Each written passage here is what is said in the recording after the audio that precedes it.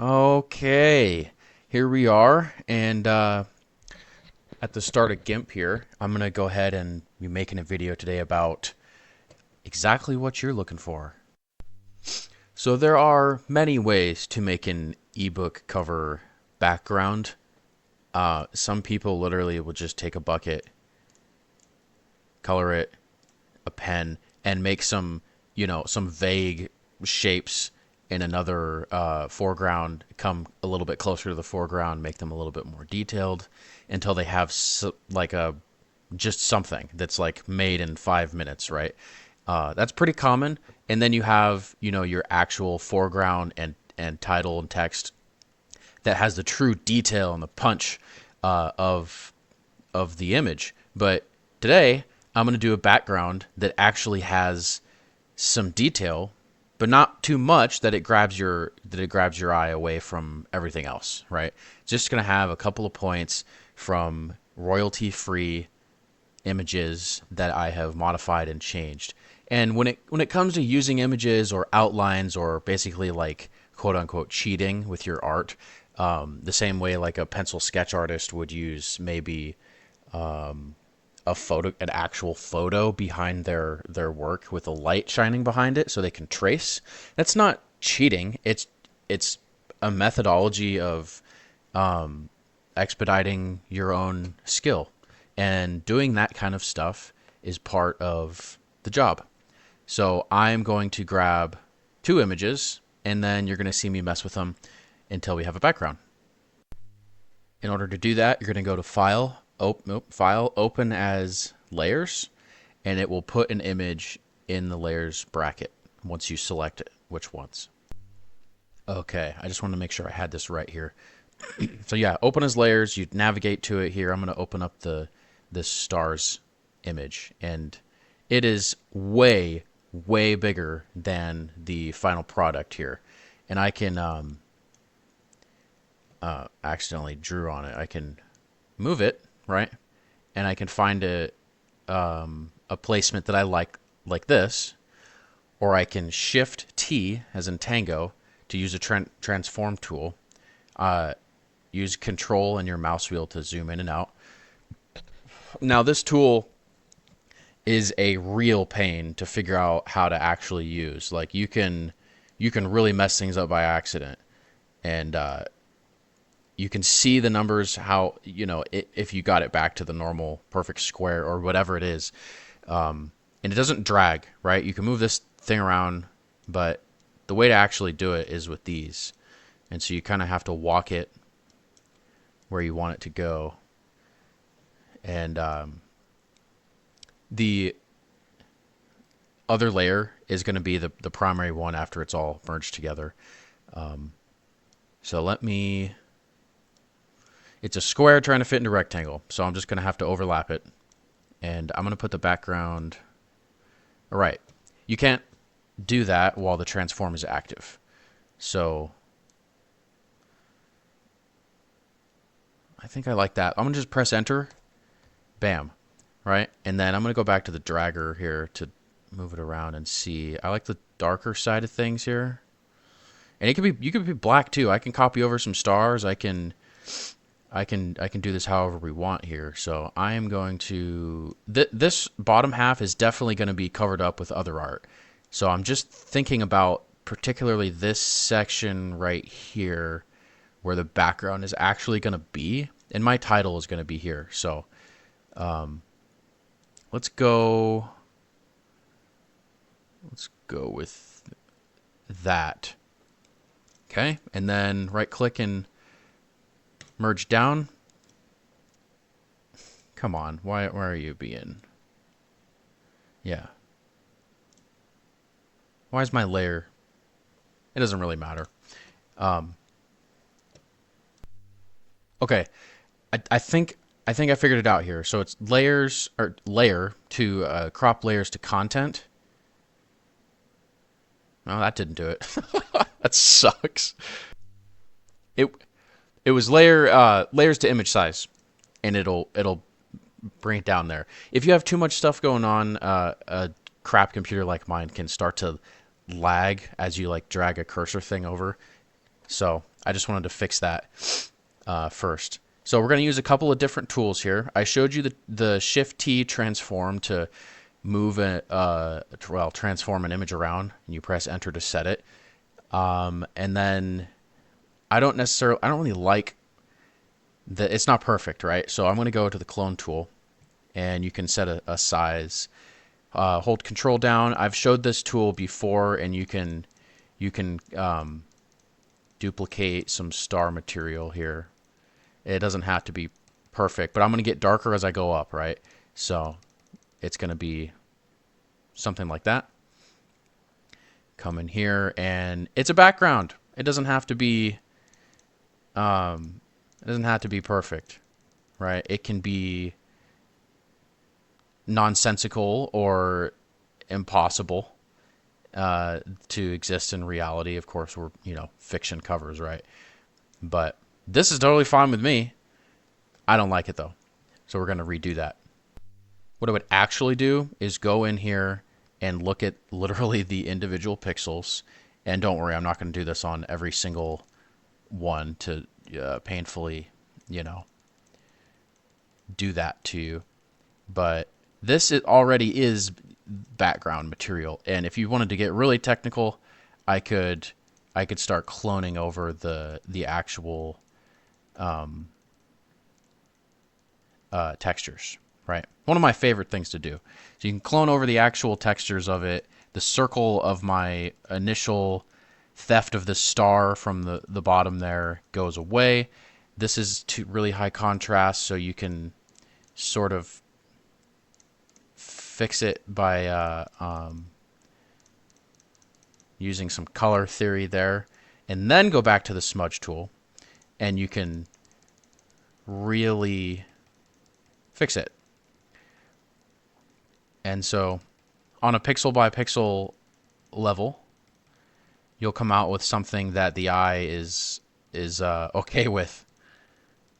And so looking at just that, right, I'm going to go back, and it's good enough for the rest of the image, right? This looks weird though still. So we got to come through and make it right.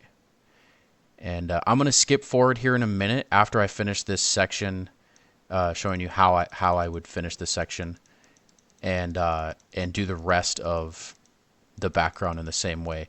It's just time consuming, and I'm sure there are like some better ways to do this kind of work, but I've taught myself and Googled what the tools do and how to do certain things almost entirely. I haven't had a teacher, or I've just spent a couple of 100 hours and trying to figure out how to work this stuff. And so that looks enough like the rest of it that I'm satisfied with it, but it also obviously is identical stars. And so I don't like that. What I'm going to do is take that light clump and put it there, and then, oops, that's, I don't like that better. Let me go like that. I'm almost ready to skip ahead here. Just bear with me 1 second. And so yeah, you could leave hard edges like that, but like this is an actual photo of a real thing, and it doesn't have a hard edge. That's one thing I've noticed with trying to draw something. Like, it'll look cartoony if you leave a hard edge. Even a somewhat blended edge is odd looking. The eye knows that it's like an art project, or that it's a rendition instead of something real.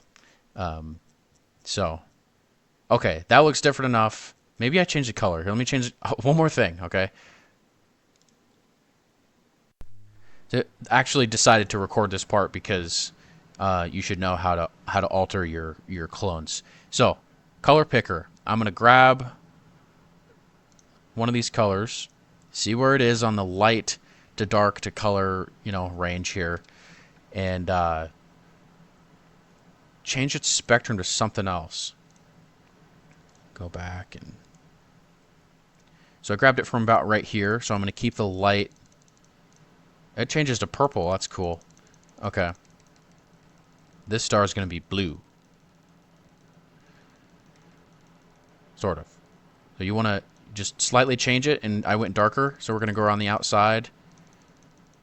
Right here. This is going to be so cool. I'm not going to change the color of every single star. That would take a little bit too much time, especially when it's a background. And for backgrounds, you don't need to nearly do this much. I'm just doing it for fun and to show you that you can. Yeah.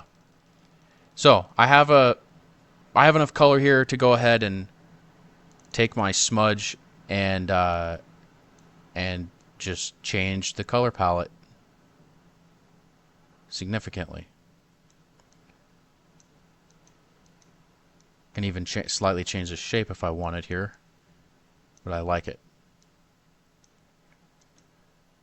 All right. Now I got an entirely different constellation of which started from a copy, and I didn't have to individually make this texture. I could just go over and copy it. And right here isn't blended yet. I'm just talking about that part. Now I get to go through and do each of these stars however I decide, and the top is probably going to be blended in a different way. Probably something a lot more indistinct like that to look like some nebulous cloud thing, right? And I can even smudge it up to look like a cloud. All right, I'm going to pause and do that, and then we'll be right back. I lied. I freaking love this tool. I don't care if it looks weird or Photoshoppy to do it. We're just talking about a background in which I might go and filter and blur anyways. So like tiny details really don't matter after that.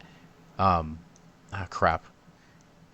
I get impatient and start just swinging my mouse around to do things, but you don't have to do it that way. You can really just give the eye a feel for what you want to do. Okay, skipping ahead again.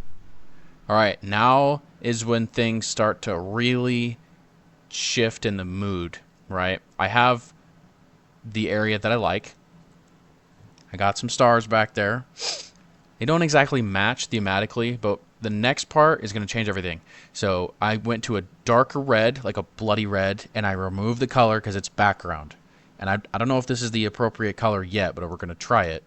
And I need to go about like this. And these are just going to be... It's someone looking slightly up at the night sky, but still keeping their vision focused on the foreground. So that's what we're going for. I just want to just go in here and... Okay, so to make some textures, just to see if this color is correct or close enough for a background, I'm going to go in here and just go a little bit darker. Or a little bit lighter, right? Toward the light. If you want to make a highlight. But I'm going to make some dark spots. So we have the bottom, like the bottom of a ridge canyon. And I just want to see how it looks. And I can put black lines and smudge them in, and then white on top of it to create. Let's just do it. I'll just show you real quick. So go way darker, real small. Put a couple of dots in.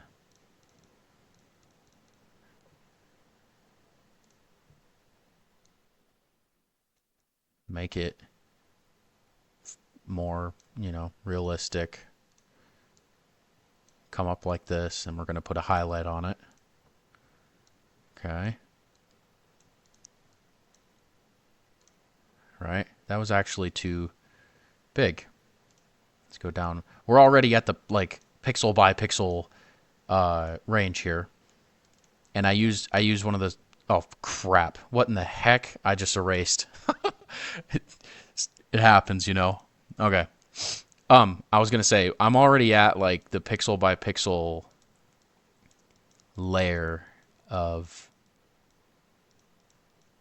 sorry, ADHD a little bit. That's not what I was gonna say. What I was going to say was that my total image size is as small as you can get for an acceptable book cover. Now, that's good enough for right now. I can add details, and that's like a significant chunk of what would be a background. You do that maybe 10 more times, different directions, add some other things, some rocks, and there's going to be, this was the original photographic light source, and I'm thinking I'm going to cover this up and put some kind of like black hole jet or something, and that will illuminate this landscape that I suppose would be right about there. Yeah. So we'd have that texture in of course on top of the hills too. And all right, pausing. I'm going to skip forward. I going to look at some reference images of the black hole jet thing that I was talking about, and then I'll come right back. It might take me a minute, so sorry if I lose my train of thought. So, putting things on top of a background, you're not supposed to just plop it down in the same layer, because you've effectively erased what was behind it, right? So that was technically a mistake if you're being like professional about things. So you just go here and just make a new layer, and you can, title it something with whatever, and top is on top and bottom is on bottom, right? Whatever's on top is gonna be there, and you can test it like that. So, okay, crap.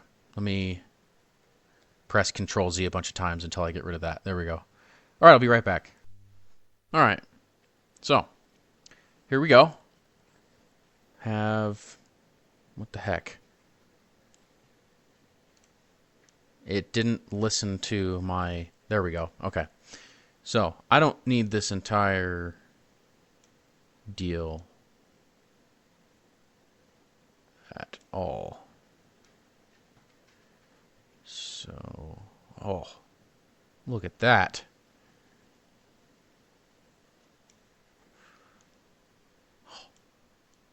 I freaking love this tool. I tell you that much. Oh, yeah, I can... Heck yeah. I can make a background out of it like that. Ah, it makes me want to redo this entire thing. Okay, let me play with this for a minute. Okay, I'm going to hit enter here. Nothing happened. Let me try that again. Oh, great. Great. Now I have a second... Oh!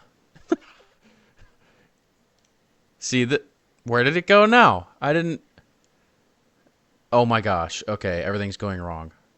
Put that back. Right where it goes. And just hold still and frickin' merge it together. Twice. Because... Okay. Now we're back to weirdness. Layer to image size again. I don't know why that even expanded. Okay. Great. That sounded sarcastic, but it wasn't. I have a very distant, just over the mountain peak, like a setting sun, black hole type image that I will be editing like I did this and blending it in as best I can. I might end up with extending this pattern out, and that happens. Sometimes you do a whole bunch of work and then you just delete it or you cover it right back up. You got to be prepared to do that kind of thing. What I should have done is added this image first onto the black background before, and I actually plan to do that. The initial star image that I started this video with was part of a 2-piece meal that I just got sidetracked on, but that's just how things go sometimes. Let me see what I can do with this, and I'll be right back, and we'll finish out. Actually, no. I want to show you. Well, I want to show you how. You could probably already figure it out by now, but just in case, you know, we want to drag this texture through. It might be a little boring, but I hope I've shortened up these processes enough in the video to make it not an absolute chore to watch. My video editing software isn't the best either, so like I can only hope. Let me know if you've enjoyed these videos at all, if they've been helpful, if I can change something about how I'm doing things with a quick, you know, hey, just do this, or turn your volume down, or turn your volume up, or, you know, whatever. Please let me know. It's very, very much appreciated. And so, back to the actual tutorial here. I don't need to really care much about the edge of this mountain because it's going to be altered like this. So, let's continue here. It looks stretched. And I'm going to have to brainstorm about how exactly I want to try and fix that. I decided to go with old trusty and just make it vague background nonsense. So I'm going to extend this texture up and that texture, and I'm going to see if I can't replicate that, which is really cool. And we're going to clean up the black hole area, and then the background video will be sort of done here. Let me know if I've skipped something. If like I'm going to pause and skip right now, but if you wanted to see another 5 minutes of me struggling around, please let me know. Oh my gosh. So I just found something so cool. If you use a smudge tool, right? If you click somewhere, hold shift down, you can line it up and blast a blur exactly where you wanted. It's so cool. I did it by accident. Let's see if I can get the edge just perfectly right here.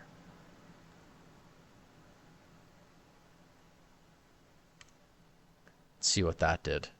Oh, I gotta fix some of that, but okay. All right, we're getting there.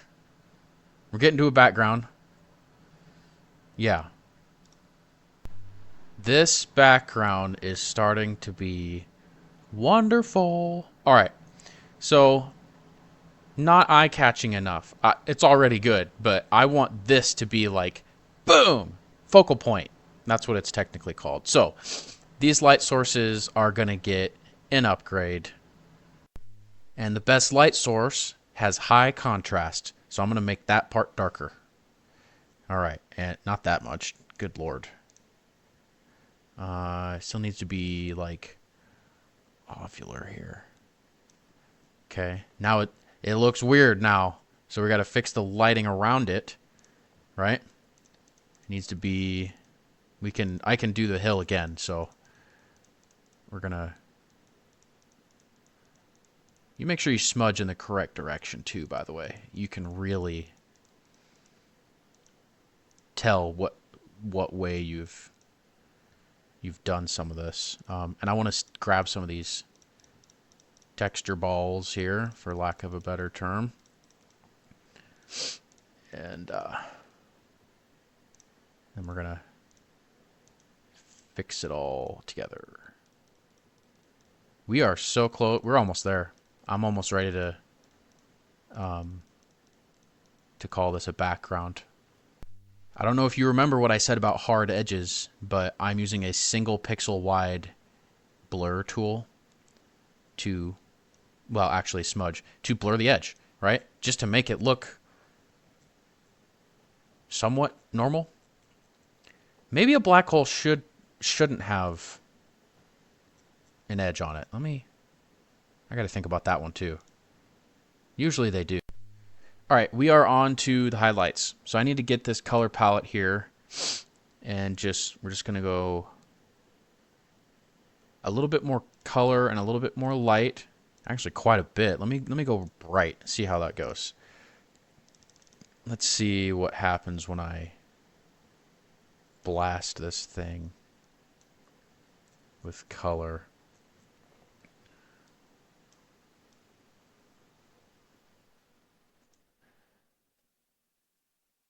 Full focus required. Ooh, I should not have done this on the background layer. If it was on top, I could have filtered and blurred it automatically, right? Which I think I'm going to do. New layer. What the heck? I already did that once. Why did I combine it? So I'll show you why. I'll show you why here. But I'm going to go over the top what I just did so I can do what I was talking about here. It might be a little too thick now. Okay. I'm gonna trace up to like probably here and then maybe one or two lines like that. Okay. It didn't have to be accurate, right? And then we're gonna go filter, blur. Let's try Gaussian. See, that can be kind of a light source, right? And then see the old background lines that I had there are still interfering. I like that level of blur. So I'm going to go back to the background and see if I can't blend this in a little bit the hard way. Okay, so once that layer I had was blurred, anything else I were to draw on it instantly blurs out and you can't see what you're doing. So I merged it down and we're going to make another layer as a light source to try and create more glow on this. And this is where we can get super brave with what we're doing with new layers like this, where you can totally mess it up and just delete the layer. So I'm gonna see, yeah, I'm gonna see what that looks like. All right, filter, blur, Gaussian. Let's just do a little. That looks hard on the eyes. That doesn't look right. That doesn't either. And that just blurs it out. So I'm going to cancel that. Let's try a different one. Let's try, where's pixelate? Noise? Hang on. It was literally in the first section. We're going to go block width of...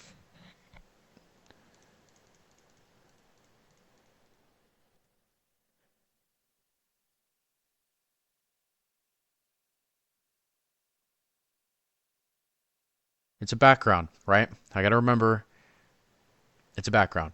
It's not like the biggest part of the image. So hold on. All right, so I just did it manually, right? I went through with the smudge and made it look exactly how I wanted it to instead of trying to filter it. Sometimes the hard way, you know, it is the correct way. So that's just how I did it. And the reason I can smudge like this without messing up my background, my actual background, is because of this layer. So I can just touch the white while I'm doing this. Anyways, that is the end of this. Might actually be a book cover I use. I like this. Anyways, end of video. Thank you for watching. Bye.